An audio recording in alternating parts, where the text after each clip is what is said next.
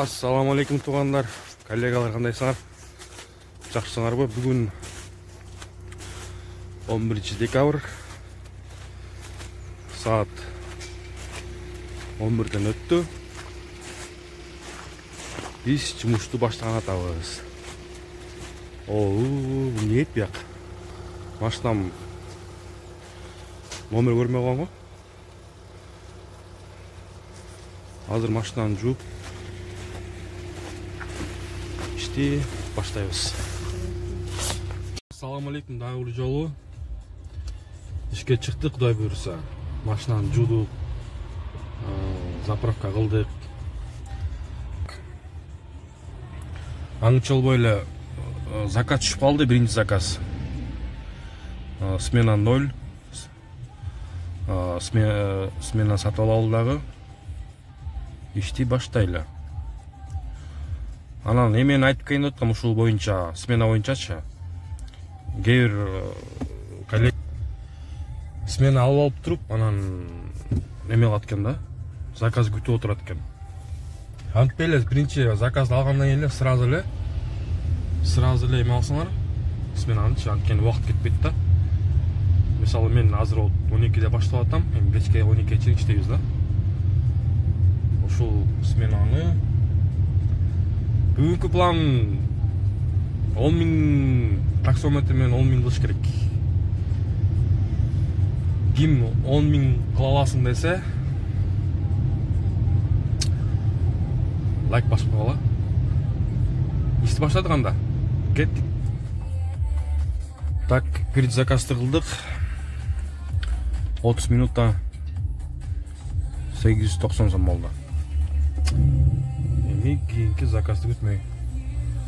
Пока заработоктарды көрсөтпөй эле кое турайын, кечинде 12 саат болгондон кийин ошондо көрсөтөйүн.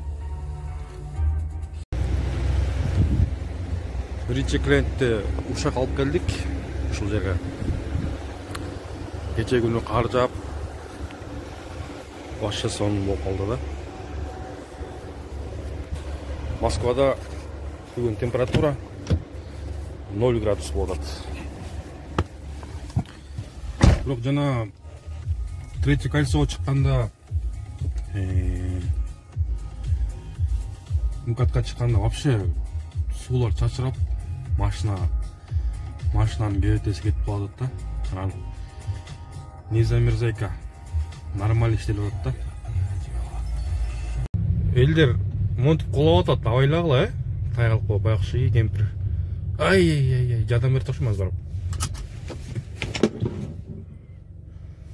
Ай. Жам болду.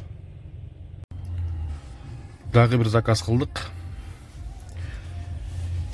Эми дагы заказ күтмөй. Дагы бир заказ жаап атабыз. 45 минутта жүрдүм.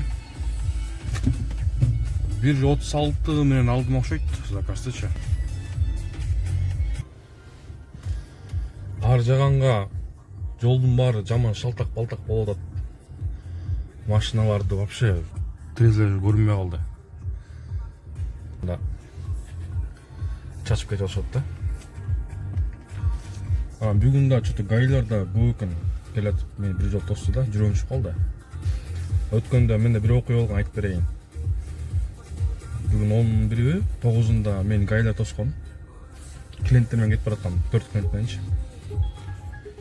Заказ түшүп калбаду. Заказдан да. Так. Алмадым. Азыр айтып берем. Ол заказды бүткөндөн кийин. Кийинки заказды кылдык. 18 минутта дейт. Эмеге келдик. ВТБ арена деген жака. Это метро Динамо. Ошол жанагы сөзүм аягына чыгып кетейин.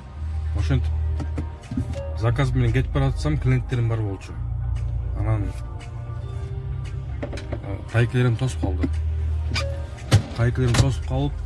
Документтерди бердим. мына тайкерин демекчи аякта такси болот экен. Азыр айтып отсам аз калып болорчу. Мадида жүрөбү? Булардан коркуш керек. Анан тосуп калды. Документтерди бердим, алып кетти. Путевой лист, технический карта, права, удостоверениясы бердим, алып кетти. Тиги жанында балдар, орус балдар сурап атпайбы, у вас все в порядке деп чыга. Мен смело эле баары жакшы деп коет дейм да. Бирок смело айткам да, нормально болчу. Көрсө менде путевой листимде времялар турбай калыптыр. Механик менен медиктин эмесинде. Анан тиги тайкем келип мен чакырды машинасына, барсам көрсөтүп атпайбы. Бул эмне депчи. Өзүм таң алып калдым да, ошо көрсө толтуруп атып, бирдеке алаксып кетип, ой, айтып салдым. Короче, пропуска кредит турдум да. Анан уже телефон чалып, Мадини чакырды эвакуатор. Уже келип атты да, эвакуаторчу. Анан на место чечтик маселени. Анан ошо клиенттеримден дагы где-то 900 сом алмакмын да. Жетип калганбыз, ушу 2 мүнөттө, 1,5 мүнөттө жетмекпиз да. Аларга айттым, неме депчи, кете бергиле депчи, түшүп алыпчы. Просто алар күтүп калмак да. Ошол менен, короче, ошо поездканы алган жокмун, ошо менен 9000ге түштүм да. Түшүндүңөр да. Ошол үчүн абайлагыла. Тияктап айтсам мына проверка болот. GPS менен эмелер менен. Ошо чыгып баратканда 2-3 жолудан, даже 10 жолудан аябай текшерип туруп, анан чыккыла менин советим. Ошондой болот экен. Ошол кийинки заказ күтөсүң да. Линияга чыгалы.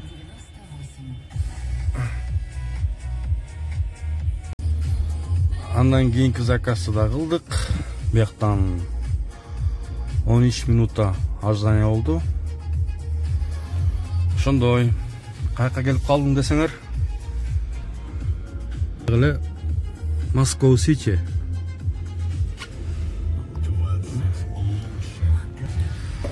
Жанагы видеого түшүндүрмө бербей кеттирмин да. Жанагы тайкер боюнчачы. Если мен на место бүтүрбөгөндө машинаны алып кетмек. Анан мен 60 000 штраф төлөмөкмүн. ИПга штрафламак да. Анан 2 ай машина штраф стоянкадан чыкмаган эмес да. Ошондо плюс 60 000, анан еще иштей албаганмын да, ошондо 2 ай жатмакмын да. Анан ушундай нерселердичи бирдеке болуп ар кандай нюанс болуп калат да. Таксилердечи. Ошондо на место бүтүргүлө да. Ошол советимди айтмакчымын да. Сразу канча болсо ошончо берип, сразу на место бүтүргүлө да. Если алар праваңарды алып алса, кайра алганга өтө кыйын болуп калат да. Тем более Москвада. Дагы бир заказды жабалы. Деревня Раздоры. 24 минутта 803 сом болду. Мен жалга алды. Москвада кар жаап, погода аябай бузулат. Анан чоң жолдордон абайлап айдагыла. Такси тугандар. Дистанцияны аябай эле катуу алса болот да. Анткени кече мен көрдүм, бүт эле авариядан таксилер да, көбүнчөсүчү. Анан абайлагыла да. Ошол дистанцияны өтө эле катуу кармагыла да, алса элечи.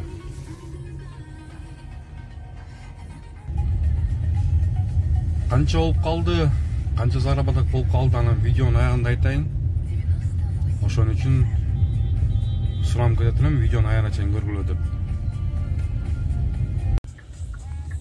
Биз ошентип аэропортко келип калдык, Шереметьевого. Кар жаап атат, Москвада уруп. видимость вообще ноль, да? Ушундай погодада таксисттер эки эсе чарчайсыңар, чарчайсыңар дейбиз. Чарчайбыз. Аябай напряженно айдайсың да машинанычы. Ошондой.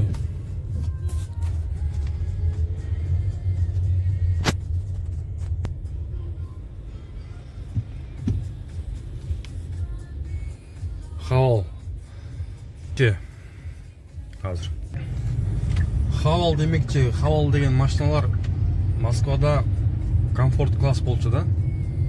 Эконом күйүүсү да болот, анан комфорт класс күйүүсү да болот. Азыр болсо кечегинден баштап уже комфорт плюска өтүшүптүр да. Анткени машина азайып атат да Москвадачы. Жаңы машиналар жок, заказдар көп. Анан ошого комфорт плюс болуп калыптыр. Жана бирөө менен сүрүшүп калдым да. Өзүнчө эле сүйрөт го. Комфорт плюс чыгып атат деп, бирок күттүрүп атат дейт да. По-моему, ошого биринчи бизге санатта Optima камерге берсе керек. Если вообще эле жок болуп калса, анан ошого тиги кыргызат да. Анан айтып кетсин. Бул мойкага вообще кирбегиле. Жана аэропорттон түшүрүп туруп, разворотко чыгасың го, разворотко чыгып анан чыкканда турат го, сол жакта. Өткөндө группадан коллегалар айтып атты. Машинамды 400 сомго жууп чыктым депчи. Еще араң жетиштим дейт жууганга. Короче, болбогон мойка экен да. Ошон үчүн айтып коюн дедим да, кирбегиле депчи. Просто биз эми бага мойкага эмне үчүн киребиз? Кичинекей акча болуп калса, эконом кылалы деп киребиз да, мойкагачы. Ошол азыр барып такси парковка баралы, очередь канча экен көрөлү. Если 1 саат деп калса, күтөбүз да. Анан дагы бир информация айтсам болсо керек эме. Бул ошо Шереметьево келатканда, Шереметьевский эме шоссеге түшкөндөчү. Шоссеге түшкөндө 60 та эмечи ограничение. Анан биз коллегалар аякта түшкөндө прям базат да. 80-90 кылчу. Анан угуп калам балдардан, что жанагы бул 28 деп турат го, мисалычы. Если ошентип кечке айдасаң скорость нарушать этсең, ошол скоросттон алып салат да, 2 балчы наказание кылыпчы. Скорость нарушайчы депчи. Анан ошондой болбош үчүн мен постоянно мусо дальний жолдорго чыкканда, ушундай трассаларга чыкканда интернетти өчүп салам да. Интернетти өчүп салам, анан келе берем да, ошентипчи. Ама вообще келбейт да, то что нарушайчы депчи. Ошо интернетти өчүп салсаңар, Яндекс типа көрбөй калат. Кандай скорость баратаңды. Ошондой. Так, Шереметьевода таксилер азыр кирип көрөлүчү, кандай болот экен.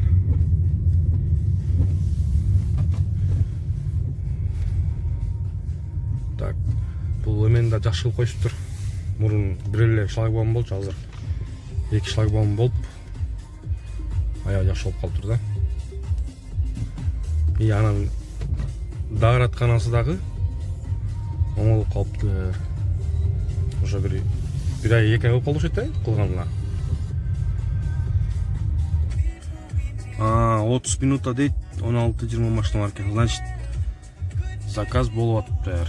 Анда күтүп турабыз. Биз экинчи парковкага келдик. Экинчи парковка 45 минута дейт. 45 машина бар экен да. Күтөбүз, биротоло күтүп алып эле кетели. Анткени аэропорттордон плюс менен алып кетсең 1,5 менен чыгасың да. Эми ошол күтөбүз анда. Дальше.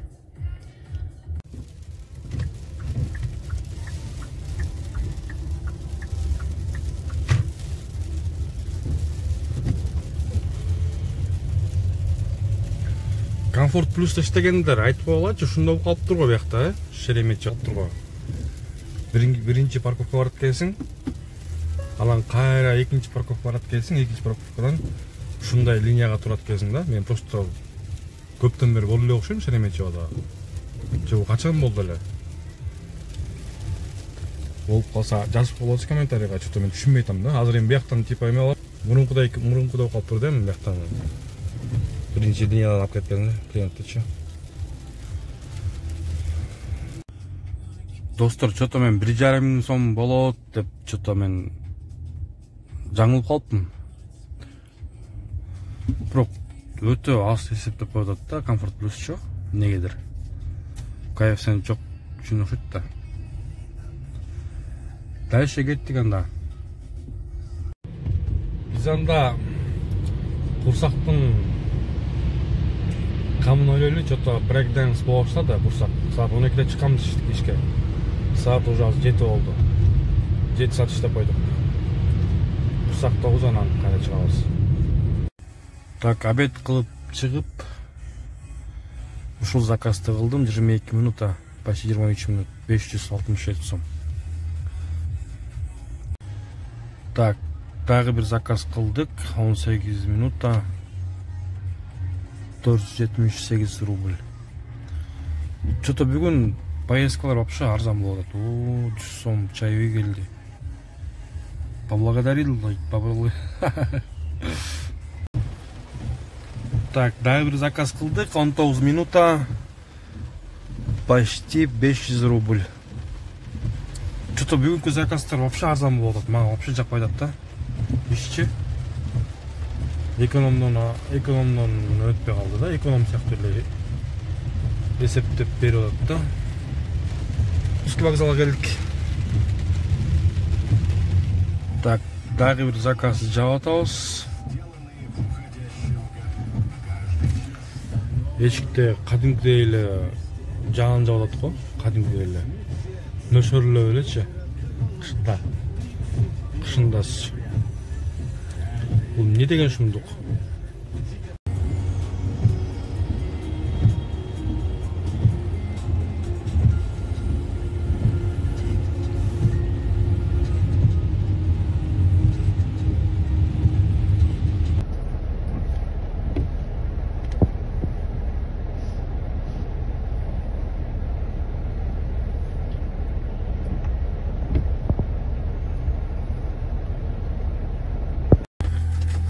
Биз, наверное, перед последний заказды кылып атабыз азыр. Бул заказды жаап туруп, анан домойду базабыз. 36 минута. Мен жумушту 12-ден 10 минут өткөндө, 5 минут өткөндө баштадым да. Кетти 12-де эми. Ай. 12-ден барып калабыз да. Саат 12:30 болду. Мен болсо эң акыркы заказымды кылып бүттүм. 22 минут Рязанскке келдим да. Ошондо купление смена закончилась. Просто 12-де баштаптырмын, жана мен калп айтып койдум, 12-де баштаптым депчи. Анан үйгө мындан ары бир 5-6 минуттук жол да. Ошондо мен видеонун башында айткам, 10 000 сом кылыш керек бүгүн депчи. Эми азыр карайбыз. Канча болду? Бу 5 эң акыркы заказым 12-ден кийинки өтүп кетти да, эмчи. Ага чейинки заказ канча болгон? 9250. 9700, 9800. Почти 9800 болуптур да. 10 000ге 200 сом жетпей калыптыр. Ошо бүгүн колдон келишинче заказдын кагазын тартканга аракет кылдым. Видео жакты, жакпады билбейм. Ошол эмкиге чейин көрүшкөнчө анда.